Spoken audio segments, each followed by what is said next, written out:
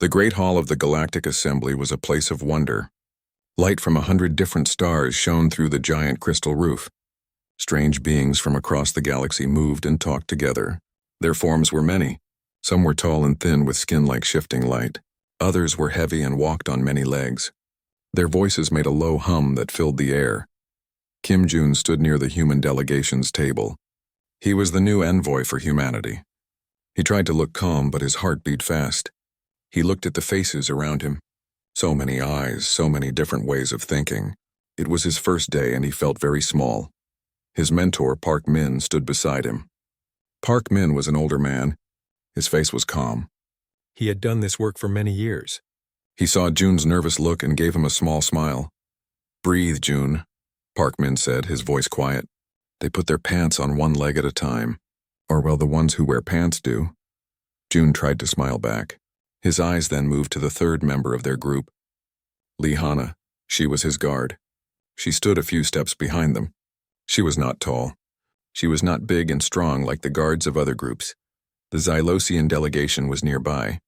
Their ambassador, Kalar, was a large being. He had thick green scales and sharp teeth. His two personal guards were huge. They were taller than any man. They wore heavy armor and carried large energy rifles. They looked like they could break a wall with their fists. Lee Hana wore a simple, dark uniform. It had no decorations. On her belt was a small device that looked like a tool. She also had a small comm unit for talking. She had no big gun. She stood very still. Her eyes were the only part of her that moved. They scanned the room.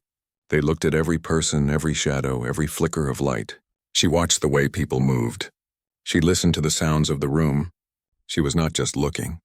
She was feeling the room. Jun found it hard not to watch her. The other guards were meant to be seen. They were a show of power. Lee Hana was different. She was quiet. She was like a rock in a river with the water flowing around her. The meeting began. The topic was trade routes. It was boring but important. Ambassador Kalar spoke for the Xylosians. His voice was a deep rumble. "The Lorvan system must fall under our protection," Kalar said. "Our ships are the only ones strong enough to patrol that space." "It is only logical," Park Min answered smoothly. "With respect, Ambassador, human ships are already in that area. Our trade is growing. We can share the responsibility. It is better for everyone." Kalar made a sound like a low growl. He looked at the human group. His eyes moved over Park Min and Jun. Then they stopped on Lee Hana. A look of amusement was on his face. "You humans," Kalar said, his voice loud. "You are so soft. You come to this assembly, to this place of power, and you bring so little protection." He pointed a thick finger toward Lee Hana. "That one? She is your shield? She has no weapon. She is smaller than my junior clerk. Is this a joke?" The room became quiet. Many eyes turned to look at the humans. Jun felt his face get warm. He did not know what to say. But Park Min was not upset. He smiled a gentle smile. He did not look at Kalar's giant guards. He looked only at Kalar. "Ambassador," Park Min said, his voice calm and even, "our preparedness is not always for display. We find that the loudest tool is often the least useful." Kalar snorted, but he did not push the matter further. The meeting went on. But Jun could not forget the comment. He kept looking at Lee Hana. What did Park Min mean? How could she protect them without a weapon? Later, during a short break, Jun stood near Hana. She was drinking water from a small bottle. Her eyes still moved around the room. "That was uncomfortable," Jun said to her. "What he said?" Hana put her bottle away. She looked at Jun. Her eyes were dark and calm. There was no anger in them. "It does not matter what he says," she said. "My job is not to impress him. My job is to keep you safe." "But how?" Jun asked. He was genuinely curious. "You don't have a gun. You don't have armor. If one of those big Xylosian guards decided to cause trouble, what would you do?" A very small, almost invisible smile touched Hana's lips. It was there for a second and then it was gone. "A fight like that in a room like this would mean I have already failed," she said. "My job happens long before the fight starts. It happens now." She gestured with her chin toward the crowd. "I watch, I listen. I feel what?" Jun asked. "The room," she said. "The air. The people. Most species here rely on their technology. Their scanners, their sensors. Those are good. But they can be tricked. They can fail." She tapped the side of her head. This cannot be turned off. We learned long ago on Earth that the world is full of signs. A change in the wind means a storm is coming. The birds stop singing when a predator is near. It is the same here. The signs are just different. June thought about this. He watched as Hana's eyes focused on a group of delegates from a water world. They were talking excitedly, their fin-like ears flapping. See them? Hana said softly. Their skin is usually a pale blue. Now it has a slight gray tone. They are stressed. Not from the debate. Something else. Maybe a message they received. It is a small thing, but I note it. She then pointed her eyes toward a vent high on the wall. The air from that vent has been a constant 22 degrees since we arrived. Now it is blowing at 21.8. A small change. Maybe it means nothing. Maybe it means a system is failing somewhere. I noted. June was amazed. He was trying to follow the complex words of the debate, but Hana was reading the room itself. She was reading the people, the machines, the very air. The break ended and the meeting started again. June tried to pay attention to the talk about shipping lanes and trade taxes, but his mind kept returning to Hana. He saw her stand perfectly still again. He saw her eyes always moving, always watching. He thought about Park Min's words. Our preparedness is not always for display. He was beginning to understand. The Xylosians showed their power with big guards and big guns. It was a show to make others afraid. The humans did not do that. Hana was their preparedness. It was quiet. It was hidden. It was in the way she noticed every small detail. It was a deep, ancient kind of attention that technology could not replace. June no longer felt nervous about the alien delegates. He felt a new kind of respect for the quiet woman standing behind him. She was not just a guard. She was a watchful shadow. She was a human who remembered the old lessons of a dangerous world. And in this place of advanced technology and alien politics, that might be the most powerful thing of all. Create more chapters, headings or parts numbers in each par. The days settled into a rhythm for Kim June. The shock of the Galactic Assembly began to wear off, replaced by a grinding routine of meetings, debates, and diplomatic functions. He learned to follow the complex web of interstellar law and the subtle posturing of different species. Through it all, Hana was a constant silent presence at his shoulder. Her ability to remain perfectly still for hours on end never ceased to amaze him. While the brute-cast guards of other delegations would shift their weight or subtly check their weapons, Hana was like a statue. Only her eyes lived, endlessly tracing patterns in the room that June could not see. Today's meeting was in a smaller subcommittee chamber. The topic was the resource rights to a mineral-rich moon in a recently charted system. It was a dry subject, but the stakes were high. The air in the windowless room was cool and artificially clean, cycled through the station's complex life support systems. The gentle, constant hum of the recyclers was a sound June had learned to ignore. He was listening to a Tarkonian delegate explain its species' unique biological need for a specific crystal found on the moon. Park Min, beside him, was taking notes on a datapad. Hana stood at her usual post by the door, her hands relaxed at her sides. For over an hour, nothing changed. Then something did. June saw it from the corner of his eye. Hana, who had been a portrait of stillness, broke her pose. It wasn't a large movement. She simply lifted her head a fraction, her nostrils flaring slightly as she took a slow, deep breath through her nose. Her brow furrowed just for a moment, then she moved. In 3 swift, silent strides, she was at their table. She placed a firm hand on June's shoulder and another on Park Min's arm. The touch was not rough, but it was insistent and absolute. "We need to leave. Now," she said. Her voice was low, a whisper that carried no panic, only an unshakable certainty. It was a tone that did not invite questions. Park Min, to June's surprise, did not question her. He simply nodded, standing up immediately. June, his heart suddenly thumping against his ribs, scrambled to his feet. The Tarkonian delegate paused its speech, its large, liquid eyes blinking in confusion. "My apologies," Park Min said smoothly to the room, his voice calm. "A urgent private communication from our homeworld. Please continue without us for a moment." It was a flimsy excuse, but it was enough. Hana was already guiding them toward the door, her body positioned slightly in front of them. She didn't run, but her walk was fast and purposeful. They exited the chamber into the curved corridor outside. "Hana, what is it?" June asked, his voice tight. "What's wrong?" The air, she said, not breaking her stride. She was leading them away from the main thoroughfares down a narrower service corridor. It's wrong. The air? June repeated, bewildered. The sensors would have... He never finished his sentence. A deafening, explosive roar echoed from behind them.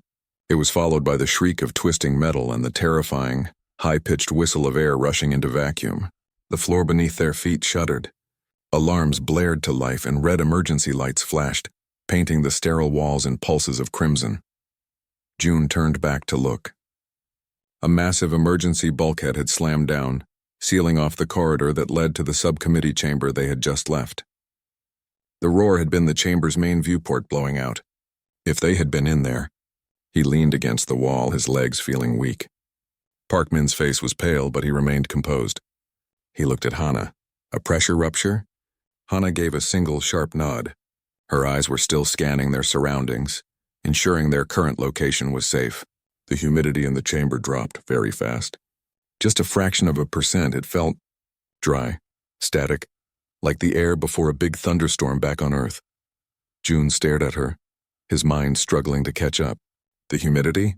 You felt a change in humidity. Hannah, the station's environmental systems are supposed to be perfectly balanced. The sensors, I did not register it as a critical failure. Hannah finished for him. It was likely a cascade event. A tiny crack, a stress fracture. The computers would have seen a minor fluctuation. My body, it just knew. She tapped her chest. It felt like danger. An old kind of danger. The truth of it washed over June, cold and profound. The Zelosians with their giant guards, the other species with their advanced scanner technology. None of it had mattered. Their preparations were for deliberate, visible threats.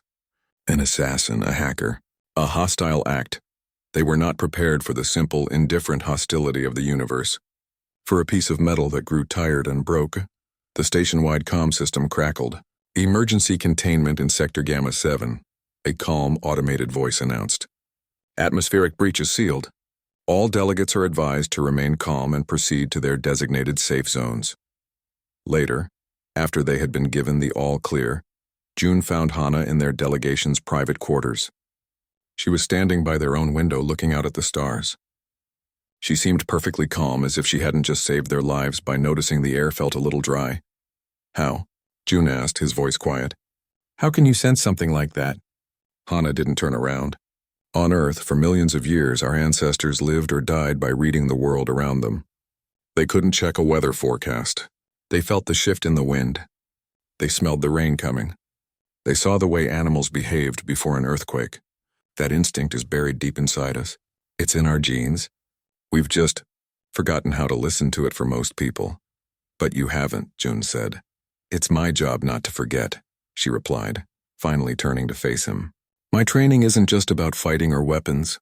It's about waking up that old part of the brain, the part that knows, without being told, that the world can turn on you in a single second. Technology is a wonderful tool, Envoy Kim, but it is a tool. It can lie. It can fail. It can be blind to things that are right in front of it. She walked over to the table and picked up her simple multi-tool device. This helps me analyze. But the first alarm, she said, tapping her temple, always comes from in here. It's a feeling. A prickle on the skin. A taste at the back of the throat. My job is to trust that feeling, even when every machine in the galaxy tells me everything is fine. June sat down, the weight of the day pressing on him. He had thought of diplomacy as a game of words and laws. He now saw it as something else. It was a game played on a tightrope over an endless drop, and their greatest asset wasn't a powerful argument or a strong alliance. It was a woman who could taste disaster in the air. He thought of Ambassador Kalar's mocking words. She is your shield? Kalar had seen no weapon, and so he had seen no threat. He had seen no armor, and so he had seen no defense. He was wrong. Hannah's shield was her profound, ancient connection to the physical world. Her weapon was a hyper-awareness honed over millennia of human survival. She wasn't just guarding them from other people. She was guarding them from everything. From broken metal, from bad air, from the silent, simple failures that could end lives in a heartbeat.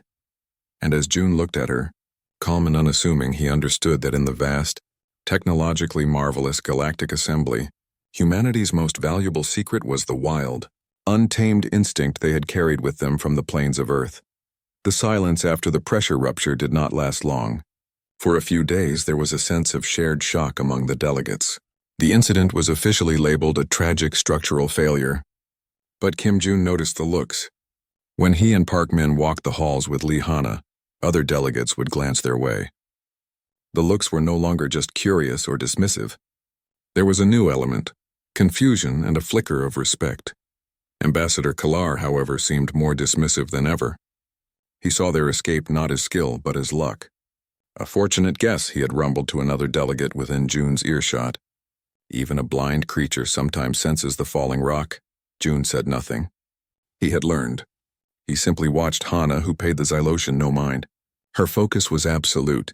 That focus was about to be tested. It started subtly. Jun was in the main assembly hall, a vast circular chamber with tiers of seats rising toward the crystal dome. The session was about interstellar aid for a world hit by a solar flare. It was normally a unifying topic, but today, a strange tension hung in the air.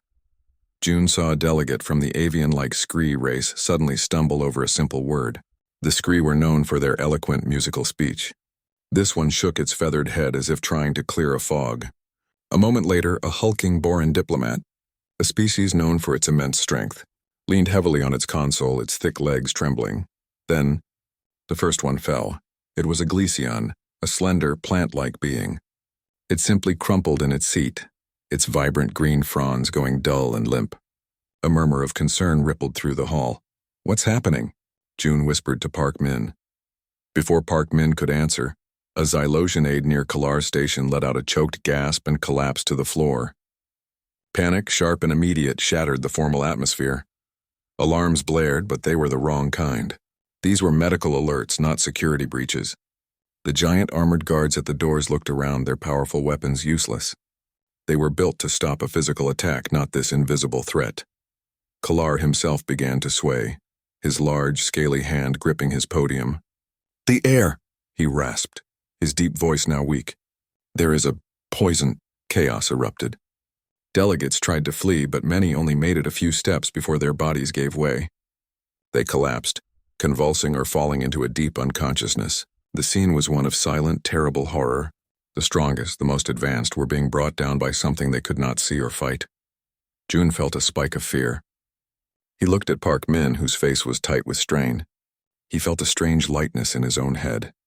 Were they next? Then he looked at Lee Hana. She was not panicking. She was in motion. Her simple multi-tool was open in her hand, its small screen glowing. She held it up, sampling the air. Her face was a mask of intense concentration. "It's a neurotoxin," she said, her voice cutting through the noise. "Protein-based, airborne. The filters," Jun said, his voice shaky. "The life support. The filters are designed for particulates and known chemical agents," Hana replied, her fingers flying over her tool. "This is new, organic, it's slipping right through." Park Min slumped against the table. A bioweapon. An attack. The brute-cast guards were now also affected. One of them dropped his heavy rifle with a clatter, his massive body following it to the floor. Their advanced armor was a prison, their sensors blind. They were completely helpless.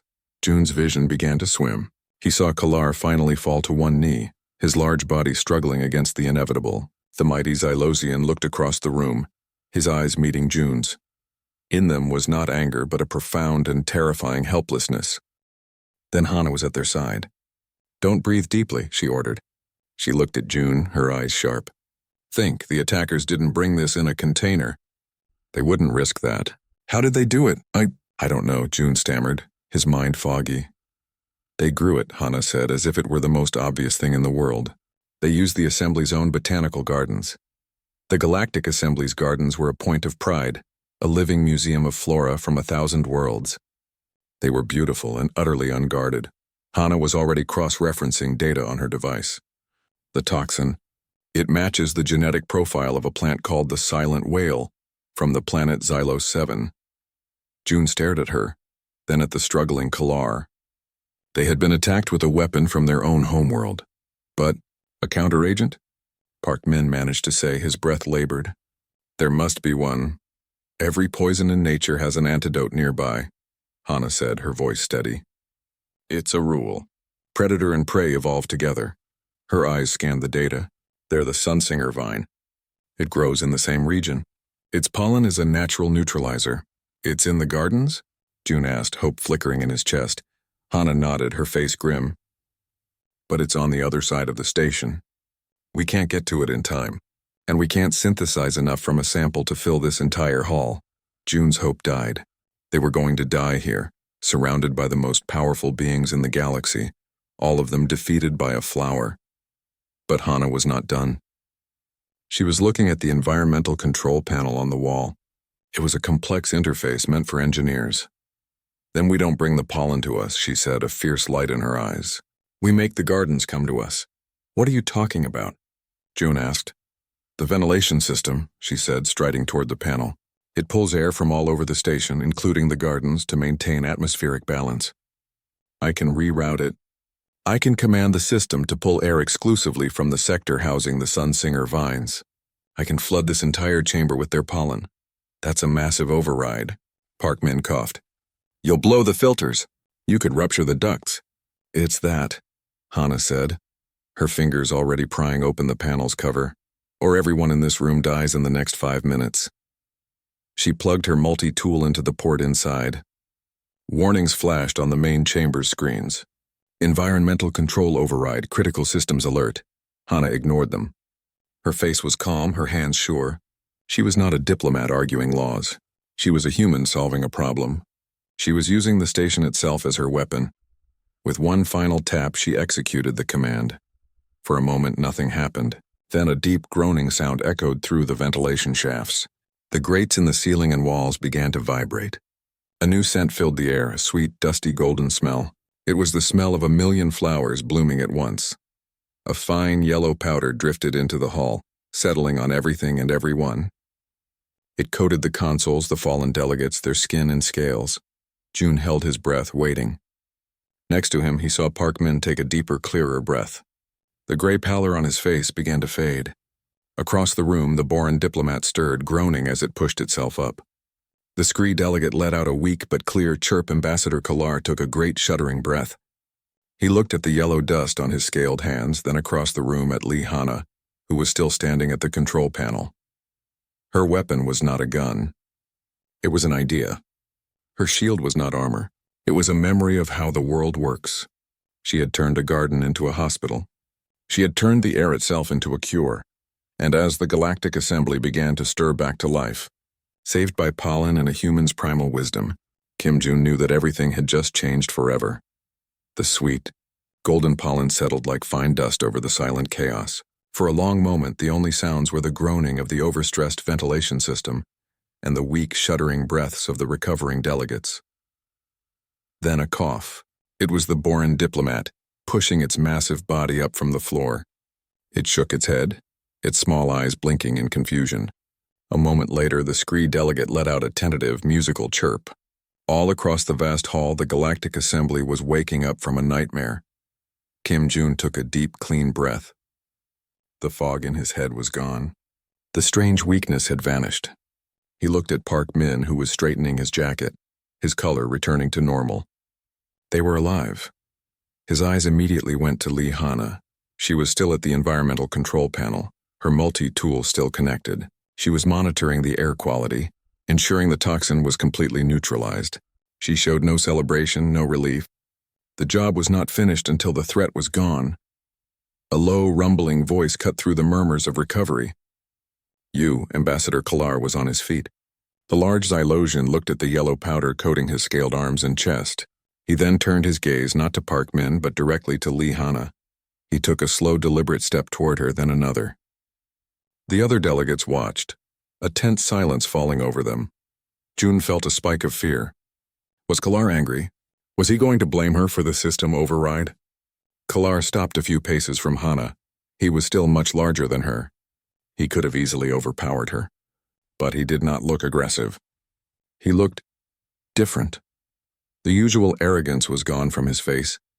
In its place was a deep, profound bewilderment. He pointed a thick finger at the pollen on his chest. "This," he said, his voice a gravelly whisper. "This dust, this is what you used?" Hana looked up from her device, her expression neutral. "Yes, Ambassador." The pollen from the sunsinger vine. It was the only available counteragent in sufficient quantity. Kalar stared at her. He looked from her face to her simple tool, then back to her face. You did not fire a weapon. You did not call for soldiers. You did not deploy an energy shield. He gestured around the room at the recovering delegates. You used a flower. You used the air vents. It was the most efficient solution, Hana replied simply. A strange sound came from Kalar. It was not a laugh. It was a huff of pure, unadulterated disbelief. Efficient, he repeated as if tasting the word. He looked at his own brute-cast guard who was now struggling to stand, his powerful rifle lying useless on the floor. The guard's advanced armor and weapon had been as helpful as a stone. Kalar's eyes swept the room, taking in the scene. The most powerful species in the galaxy, brought to their knees by a plant and saved by another plant. All their technology, their warships, their political power. It had meant nothing. He took a final step closer to Hana, so close he loomed over her. June held his breath. Then Kalar did something unprecedented. He bowed. It was a slow, deep, formal bow of the Xylosian people, a sign of the highest respect. Your guard, Kalar said, his voice now loud and clear for all to hear, his words directed at Park Min but his eyes still on Hana. She does not carry a weapon. She is the weapon. He gestured to her head. Her tool is her mind, and her shield. He looked at the pollen all around them. Her shield is a knowledge of life itself, the words hung in the air. There was no sound in the great hall except for the hum of the vents. Every delegate, every aide, every recovering guard was looking at the small human woman, and the massive Xylosian ambassador bowing to her. Park Min stepped forward. He gave a respectful nod to Kalar. On Earth, Park Min said, his voice carrying through the silence, our world was a dangerous teacher. For millions of years it tried to kill us. It was not a polite enemy. It did not fight with honor. It used poison. It used disease. It used the cold and the dark. He paused, letting his words sink in. To survive, we had to learn. We had to learn to read the signs in the world. A change in the wind, the scent of the air, the look of a plant. We had to know which berry would feed us and which would stop our heart. That knowledge, that instinct is bred into our bones. It is our oldest memory. He looked at Hana with pride. The primal protocol is not about fighting what we can see. It is about surviving what we cannot. It is about remembering that the universe, for all its technology, is still a wild place. And we humans have not forgotten how to live in the wild. A murmur of understanding rippled through the assembly. The Glesians, the plant-like beings, nodded their fronds in a gesture of deep agreement. The avian scree chirped softly, a sound of approval. They understood the language of nature. They had just never seen a species speak it with such power. The foreign diplomat slammed a fist against its chest in a salute of respect. The story of what happened spread through the station faster than any official communication. The human guard who smelled a pressure rupture. The human guard who turned a garden into a medical bay. The human guard who was bowed to by Ambassador Kalar. Kim June looked at Lee Hana. She had closed her multi-tool and reholstered it on her belt. She stood calmly, accepting the silent awe of the galaxy, not with pride, but with a quiet acknowledgement. This was her job. This was what she did. He finally understood it all. The human strategy was not based on being the strongest or the most technologically advanced. It was based on being the most adaptable, the most deeply fundamentally connected to the reality of a dangerous universe. The days that followed were unlike any Kim June had experienced in the Galactic Assembly. The air of condescension was gone. In its place was a new feeling, a watchful, heavy respect. When the human delegation walked the halls, other delegates did not just glance at them. They stopped. They nodded. Some of the smaller, more nature-aligned species like the Glesians would offer a small, respectful gesture, a slow wave of a frond or a soft glow from their bioluminescent spots. The change in Ambassador Kalar was the most profound. He no longer made loud, mocking comments. When he saw Park Min or June, he would give a slow, deliberate nod. His eyes would often seek out Lee Hana, not with challenge, but with a deep, unspoken understanding. He had seen a power he could not comprehend, and his entire worldview had shifted to make room for it. The final session on the Lorvan system, trade rights, was about to begin. This was the same issue that had been debated on June's first day, when Kalar had mocked their guard. It felt like a lifetime ago. They took their seats in the main assembly hall. The room was full, buzzing with a quiet tension. Everyone knew what had happened. Everyone was waiting to see what would happen now. Kalar stood at his podium. He looked out at the assembled delegates, his large frame imposing but no longer threatening in the same way. "The Lorvan system," he began, his voice a low rumble. "We have argued about its resources. We have argued about patrol routes. The Xylosian Federation has maintained that strength is the primary requirement for stewardship." He paused, letting his words hang in the air. Then he turned his head and looked directly at the human delegation. "I was wrong." A soft gasp went through the chamber. A Xylosian admitting error was almost unheard of. "We believe strength was found in the size of your warships, the power of your weapons, the armor of your guards," Kalar continued. "We prepared for the threats we could see, the threats we understood." He gestured around the magnificent hall. But the greatest danger to this assembly was not a fleet. It was not a soldier. It was a seed, a simple, quiet plant from my own homeworld. He let the silence build, every delegate hanging on his words. We were helpless against it. Our technology was blind. Our strength was meaningless. We were saved not by a bigger gun but by a better idea. We were saved by a knowledge of life that is older than any of our civilizations. His eyes settled on Lihana. She stood, as always, perfectly still behind June and Park Min. She did not react to the attention. "The humans," Kalar announced, his voice growing stronger, "understand a truth we have forgotten. The universe is not a polite place. It does not challenge you only with enemies you can shoot. It challenges you with broken metal, with bad air, with silent poisons. To survive here, you need more than power. You need wisdom. You need an instinct for life itself." He turned back to the assembly. "The Xylosian Federation withdraws its claim for sole control of the Lorvan system. We instead propose a joint stewardship led by humanity. Their ships may not be the largest, but I now believe their judgment is the soundest. They see the world as it truly is. They will protect those trade routes from all dangers, not just the obvious ones." The chamber was utterly silent for a moment. Then a wave of agreement swept through it. Delegates from a dozen species signaled their approval. It was unanimous. Park Min stood to accept, his words gracious and diplomatic. But June barely heard them. He was looking at the faces around him. He saw not rivals but potential partners. He saw a galaxy that had finally looked past humanity's technology and seen its heart. After the session ended, a crowd of delegates surrounded their table, offering congratulations and wanting to speak. Through it all, Lihana remained a quiet anchor. She did not speak unless spoken to, and her answers were short and to the point. As the crowd finally began to thin, Kalar approached them one more time. He ignored Park Min and June and went straight to Hana. "Your tool," he said, pointing to the device on her belt. "It is not a weapon. It is an analyzer," Hana replied. "It helps me listen." "Listen to what?" Kalar asked, genuinely curious. "To the station," she said. "To the air. To the hum of the machines. To the way people breathe. My job is to hear the song of this place, and to notice when the song is wrong." Kalar considered this. "A song," he repeated softly. He gave one more slow nod. "A song we cannot hear." He turned and walked away, a giant being who had learned a small, immense truth. Later, back in their quarters, June sat with Park Min. The older envoy was sipping a cup of tea, looking satisfied. "It's incredible," June said, his mind still reeling.